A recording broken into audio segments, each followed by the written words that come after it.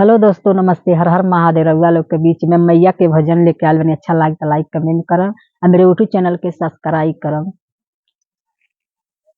चिड़ैया बन के उड़ गईली दुर्गा माई हमार हो। चिड़ैया बन के उड़ गईली दुर्गा माई हमार हो। चिड़ैया बन के उड़ गईली उड़ते उड़ते माई मादानापुर में गईली।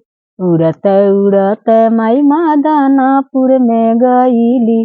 वही जाके होला माई के, वही जाके होला माई के जय जयकार हो। चिड़ैया बन के उड़ गईली मैया हमार हो। चिड़ैया बन के उड़ गईली। उड़ते उड़ते माई लछवारे में बस गईली। उड़ते उड़ते माई लछवाड़े में बस गईली। लछवाड़े में होला वैजा जय जयकार हो। चिड़ैया बन के उड़ गईली मैया हमार हो। चिड़ैया बन के उड़ गईली। उड़ते उड़ते गोबराहिया में बस गईली। उड़ते उड़ते माई गोबराहिया में बस गईली। गोबरहिया में होला माई के, गोबरहिया में होला माई के जय जयकार हो। चिड़ैया बन के उड़ गईली मैया हमार हो। चिड़ैया बन के उड़ गईली। उड़ते उड़ते मैया ठावे में बस गईली।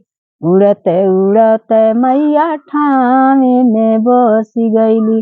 ठावे में होला माई के, ठावे में होला माई के जय जयकार हो। चिड़ैया बन के उड़ गईली मैया हमार हो। चिड़ैया बन के उड़ गईली।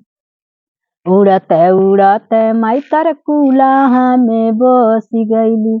उड़ते उड़ते माई तरकुलहा में बस गईली।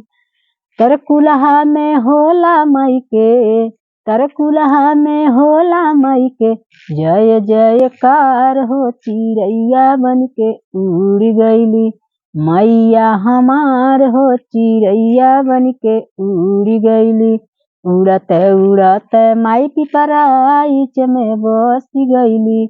उड़ते उड़ते माई पिपराइच में बस गईली। वही जाके होला माई के, वही जाके होला माई के जय जयकार हो। चिड़ैया बन के उड़ गईली मैया हमार हो। चिड़ैया बन के उड़ गईली। उड़ते उड़ते माई दुबौली में बस गईली। उड़ते उड़ते माई दुबौली में बस गईली। दुबौली में होला माई के जय जयकार हो। चिड़ैया बन के उड़ गईली मैया हमार हो। चिड़ैया बन के उड़ गईली। उड़ते उड़ते माई वाला छतर बस गईली। उड़ते उड़ते मैया वाला छतर बस गईली। बाला छतर होला माई के, बाला छतर होला माई के जय जयकार हो। चिड़ैया बन के उड़ गईली मैया हमार हो। चिड़ैया बन के उड़ गईली। तो हेलो दोस्तों, अब की वीडियो में बस इतना। अगला वीडियो में मिलल जाई।